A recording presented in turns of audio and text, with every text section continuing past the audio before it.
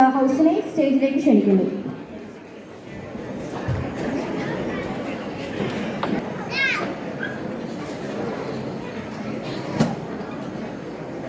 പാപത്തിൽ നിന്നും ലോകത്തെ രക്ഷിക്കാൻ ദൈവം തന്റെ പുത്രനെ ഭൂമിയിലേക്ക് അയച്ചു.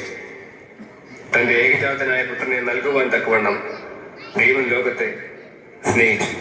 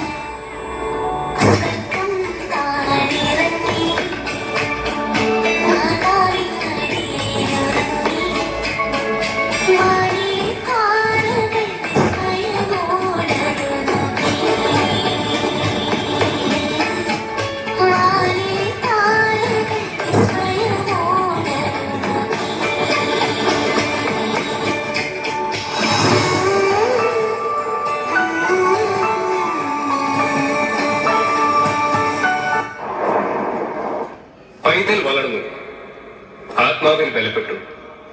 ദൈവകൃപ അവരോട് കൂടെ ഉണ്ടായിരുന്നു. യോഹന്നാനാൽ സ്നാനമേൽക്കുവാൻ ഗലീലയിൽ നിന്നും യോർദാനക്കരെ അവന്റെ അടുക്കൽ വന്നു.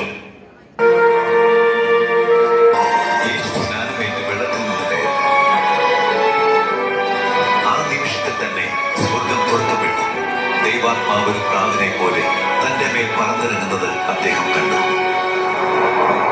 ഞാൻ പ്രസാദിച്ചിരിക്കുന്ന എന്റെ പ്രിയപുത്രൻ ഇവൻ തന്നെ എന്ന് സ്വർഗത്തിൽ നിന്ന് ഒരു അശരീരിയും ഉണ്ടായി. സ്നേഹത്താൽ ലോകത്തെ വീണ്ടെടുത്തുകൊണ്ട് ദൈവപുത്രന്റെ കാലഘട്ടം.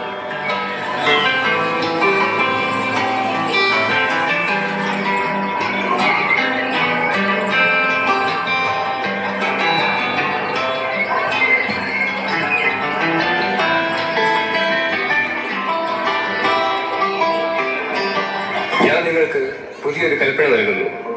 നിങ്ങൾ തമ്മിൽ തമ്മിൽ സ്നേഹിക്കും. നിങ്ങൾ ശത്രുവിനെ സ്നേഹിക്കും, അവർക്ക് നന്മ ചെയ്യും. നിങ്ങളെ സ്നേഹിക്കുന്നവരെ മാത്രം സ്നേഹിച്ചാൽ നിങ്ങൾക്ക് എന്ത് പകരം കിട്ടും? പാപികളും അങ്ങനെ തന്നെ ചെയ്യുന്നുവല്ലോ. സ്വർഗീയനായ നിങ്ങളുടെ പിതാവ് മനസ്സിലുള്ളവനാകുന്നത് പോലെ നിങ്ങളും മനസ്സിലുള്ളവരാകണം. മക്കളെ, ഇപ്പോൾ അങ്ങോട്ടേക്ക് പോകരുത്, ശാന്തരാകുന്നു. ശിശുക്കളെ എന്റെ അടുക്കൽ വരുവാൻ വിടുകയും അവരെ തടയരുത്. സ്വർഗരാജ്യം ഇവരെ പോലെ നിഷ്കളങ്കരുടേതാകുന്നു.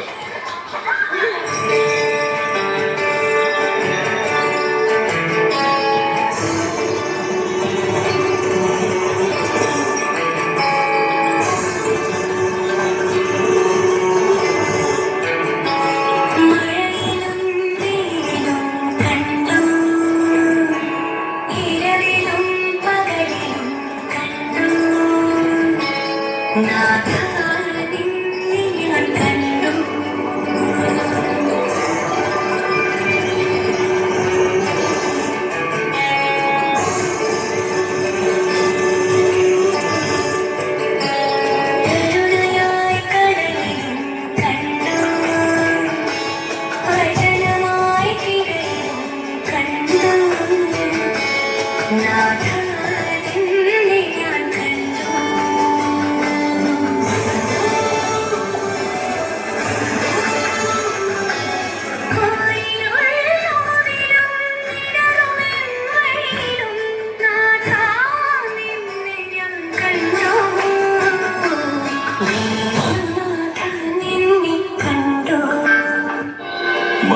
മനുഷ്യരുടെ പാപത്തിന് വേണ്ടി താൻ കൊല്ലപ്പെടുവാൻ പോവുകയാണ് എന്നറിഞ്ഞിട്ട് കൂടി യേശു ദൃഢനിശ്ചയത്തോടെ യെരൂശലേമിലേക്ക് യാത്ര തിരിച്ചു. വളരെയധികം ആളുകൾ അവന്റെ വരവിൽ സന്തോഷിക്കുകയും അവനെ രാജാവായി പ്രഖ്യാപിക്കുകയും ചെയ്തു.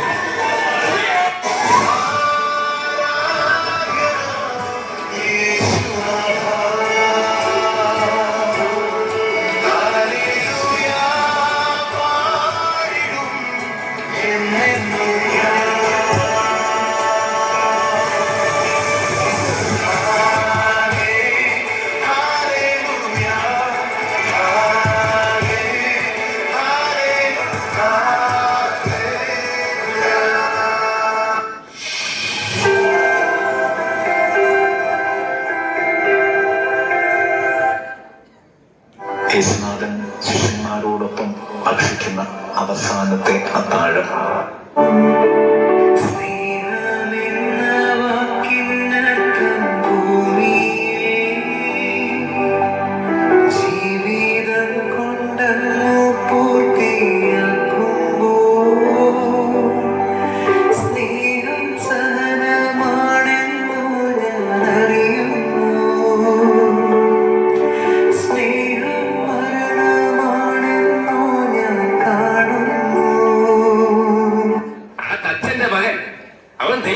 വിളിച്ചു പറഞ്ഞ് നടക്കുന്നു. ദൈവദോഷണം പറയുന്ന അവനെ ക്രൂശിക്കണം. അതെ, അവനെ ക്രൂശിക്കണം. അവനെ ക്രൂശിക്കാം. അവനെ ക്രൂശിക്കാം. അവൻ ദൈവം എന്ന് പറയുന്നു.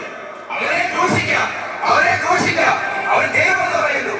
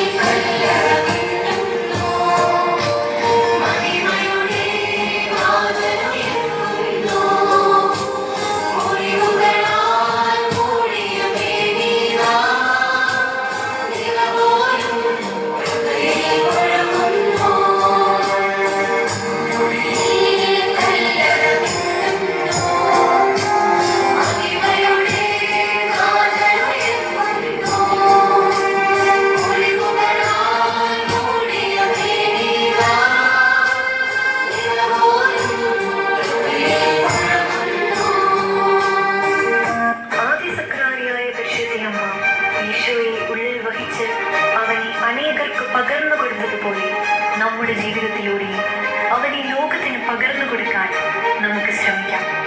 ഇനിമേൽ ഞാനല്ല, എന്നിൽ ക്രിസ്തുവാണോ ജീവിക്കുന്നതെന്നും ജീവിതം ക്രിസ്തുവും മരണം നേട്ടവുമാണെന്ന് പറഞ്ഞ വിശുദ്ധ പൗലോസിനെ പോലെ അവനായി ചുടുനിലം നൽകി സഭയ്ക്ക് കരുത്തു പകരുന്ന വിശുദ്ധരെ പോലെ